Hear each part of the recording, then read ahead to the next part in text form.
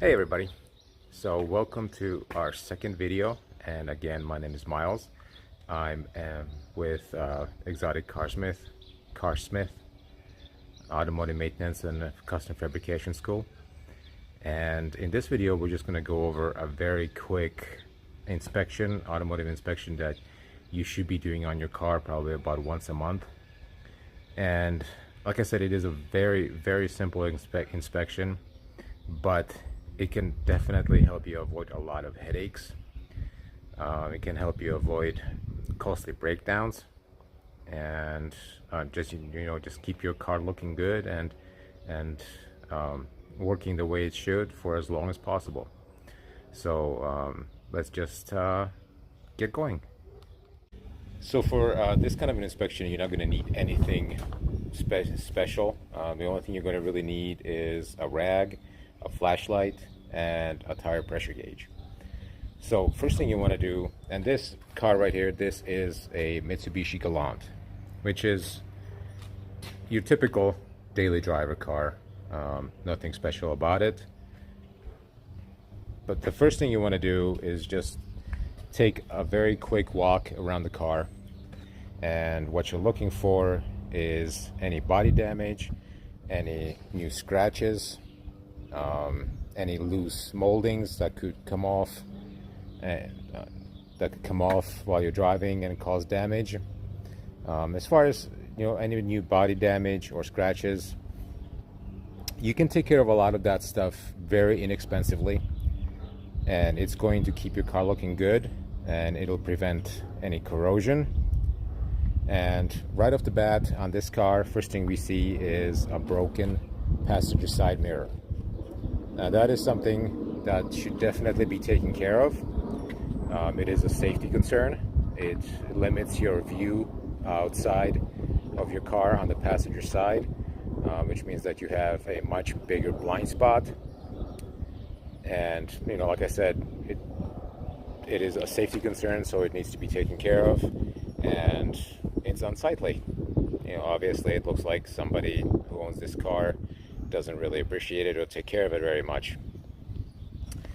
So going along, we don't see very much of anything that's of concern. As far as the back of the car,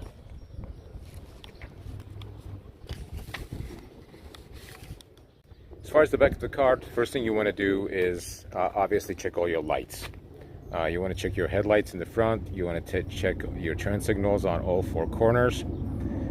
You want to check your tail lights, and you want to check your reverse lights and your brake lights. And as far as the brake lights and reverse lights, you will need the assistance of somebody else, because obviously, when you step on your brakes, the moment you let go of the brakes, the lights will go out. So unless you're like the Flash and you're capable of running to the back of your car and checking your lights before they go out, you are going to need assistance of somebody else. As far as the reverse lights, it is a safety concern, because to turn on the reverse lights, you're going to have to put the car in reverse.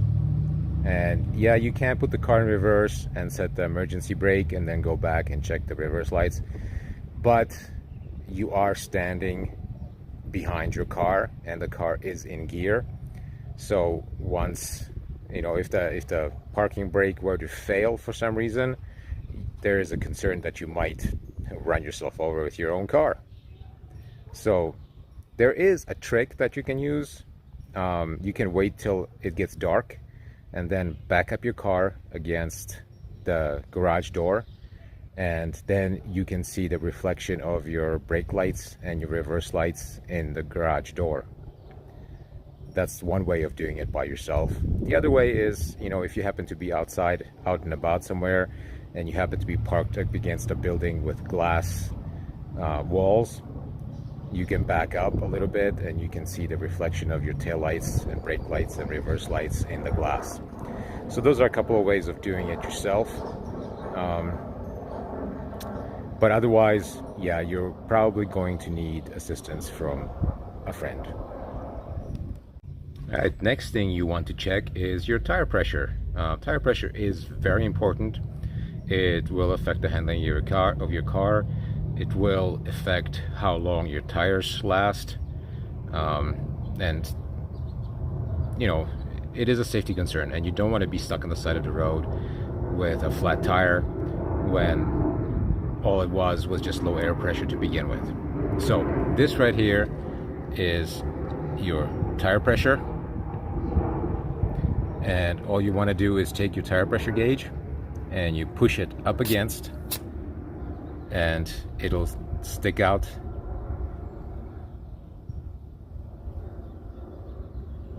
the little plunger of the tire pressure gauge, and that shows you what the tire pressure is. Now the tire pressure on this car right now is about 36 psi, which is exactly where it should be. Now as far as the tire pressure, we did check only one tire on this car just for the sake of this video, but you know, just I don't want to make anybody sound like I'm talking down to them or something like that, but you do want to make sure that you check all 4 tires on your car. So now moving on to the scary place of the car, the engine bay. This is where most people definitely start to get lost and feel uncomfortable and just don't have the confidence to do what needs to be done. So under the hood of your car in the engine bay, what you want to do is you just want to do a basic check of a few of the things that are under there. Okay, first thing you want to do is you want to check your belts. And your belts are going to be located in the front of the car, I mean in the front of the engine, and you just want to make sure that they're not cracked, that they're not worn, excessively worn, and just basically for any signs of damage on the belt. If there are any signs of damage, you definitely want to replace it, because the last thing you want to happen is for it to break while you're on the road somewhere, and you know, at that point you're stuck and you're calling a tow truck over a belt. Next thing, you want to check the hoses. You just want to, again, check for any damage, check for any wear, check for any cracks. Cracks indicate, you know, that there's a lot of what's called dry rot, and it just indicates that the hose is toward the end of its lifespan and it will most likely fail at some point. So yeah, that's the beginning of it. You basically want to check all your hoses, you want to check all your belts, and after that, check some of the wiring. Make sure that there's no obvious damage to any of the wires. That will, you know, the electrical connections are what make an engine work. It's all the sensors, it's power to all the systems, and so without proper electrical connections or damaged wires, you're going to have a lot of problems. Next thing, we're just going to move on to checking some of the fluids. Now as far as fluids, you have your radiator, which is the coolant, you have your windshield washer fluid, you have your power steering fluid, you have your engine oil, you have your transmission fluid, and you have your brake fluid. Now, not every car is going to have all of those. So let's start with the coolant. Every car will have what's called an overflow reservoir. This one is right here. And there will be a maximum and a minimum level, so you can top it off there.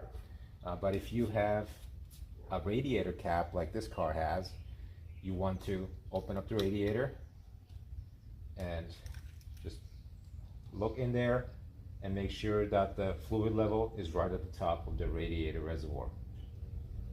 And this one is exactly where it should be.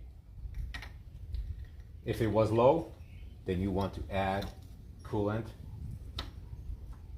which is a mixture of distilled water and antifreeze, and just use whatever antifreeze is recommended by your manufacturer, and that will all be listed in your owner's manual. Okay, moving on. you want to check your engine oil. Every car will have a dipstick that's located somewhere on the engine. And the dipstick is what's used to tell how much oil is in the oil pan. So this one is right here. And what you want to do is just pull the dipstick out. And this is where you need your rag. You're going to wipe it off. And if you will see, on most dipsticks there will be a couple indicators, either by a couple of little holes, or there will be a little area of like cross hatching, and that indicates the acceptable levels of your engine oil. The upper one will indicate that the engine oil level is full. The lower one means that you need to add a quart. Anywhere in between is still acceptable. So you want to wipe it off, and you're going to put it back in the dipstick, and you will pull it back out. And then you will look at it and see where it is in between those two indicators. Now this one's actually a little bit too full. Now you don't want to overfill your engine oil. That can cause damage to the engine. So we will have to address that. It's not over full to the point where it would be concerning, but it was a little bit too full. Okay, next you want to check your transmission. Now transmission, you will have one of three different types of transmissions. You will either have a manual transmission, on which you don't have to check fluids. You will just drain it and refill it at the prescribed mileage levels. Or you will have what's called a sealed automatic transmission. Now sealed automatic transmission, you don't have to check the fluid levels on, unless you have an obvious leak. And at that point, you should just take it to your mechanic and have it serviced. And then you will have an automatic transmission that has a dipstick. Now this one has a dipstick right here on the front of the transmission. Now, one thing about checking the transmission fluid levels on an automatic transmission: one, the car has to be sitting on level ground. Two, the engine has to be warmed up and it has to be running. If your engine is not running, you will not get an accurate reading on your fluid level. So we're not going to check the transmission fluid level on this car right now for the sake of this video, because it would take quite a while for the engine to warm up. So just keep in mind that if you're checking the transmission fluid levels, the engine has to be warmed up and it has to be running. Okay, moving on. Your power steering fluid. Now again, every car is not going to have a power steering reservoir. A lot of modern cars have electric power steering. So if you have one of those cars, you do not have to worry about checking this level. If you do, every reservoir will have markings on the side of it that indicate minimum and maximum levels. So you just want to make sure that your fluid level is somewhere in between those two marks, somewhere in between minimum and maximum. And make sure you fill it with power steering fluid that is approved for your vehicle by the manufacturer. And again, you will find that in your owner's manual. Okay, if you're having a problem seeing how much fluid is in the reservoir, a little helpful hint is you can put a flashlight right up against the plastic, and that illuminates the inside of the reservoir, and you can easily tell how much fluid is in there. Okay, moving on, we will check the brake fluid. Now your brake fluid master cylinder will be up against the firewall, and again, make sure that you use approved fluid by your manufacturer. It will most likely be DOT3, what's called DOT3 fluid. There's DOT3 and DOT4. DOT4 is rated for higher temperature applications, so most cars do not require DOT4 fluid. And again, the reservoir will have markings where it shows minimum and maximum levels, and you want to have your fluid somewhere in between those two levels. And again, if you are having a hard time being able to tell how much fluid is in the reservoir, you just take your little flashlight, put it up against the plastic reservoir, and you can easily tell how much fluid is in there. And this one is exactly at the levels that it should be. You do want to check your battery. However, we're going to be doing another video a little bit later where we're going to be covering battery care and diagnosing your charging system. So we will leave that for a future video.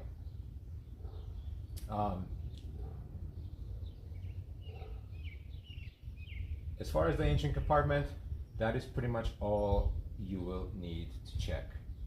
Like I said, this is a very basic, very quick inspection, but it will help you avoid a lot of breakdowns, and it will help you make your car last a lot longer than it would have if you just ignore this part of the car. A lot of people like to ignore it just because they really don't know much about it. So moving on with our inspection. A couple of things I forgot to mention about the engine compartment. When you're checking your fluids, if you need to add any fluids, all you do is just twist off the caps on the corresponding reservoir.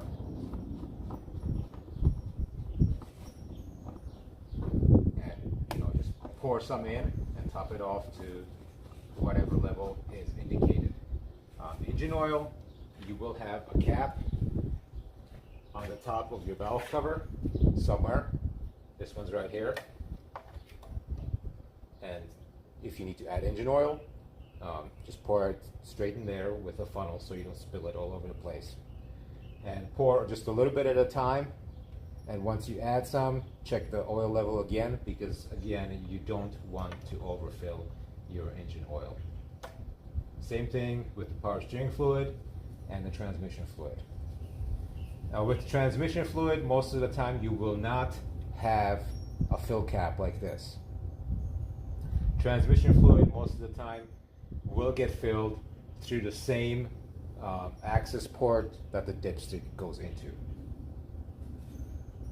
So that's it as far as the fluids, and we will be moving on with our inspection. Now the last part of the inspection, you want to look under your car. Now this is not something that a lot of people are going to want to do because you have to lay on the ground. For this, you really don't have to lift the car or anything like that. What you're doing is just you're looking underneath the car, seeing if there's any loose parts that are hanging down that could get caught on something and cause more damage. And you will also want to check, see if there's any puddles under the car, which indicates oil leaks, which would probably need to be taken care of.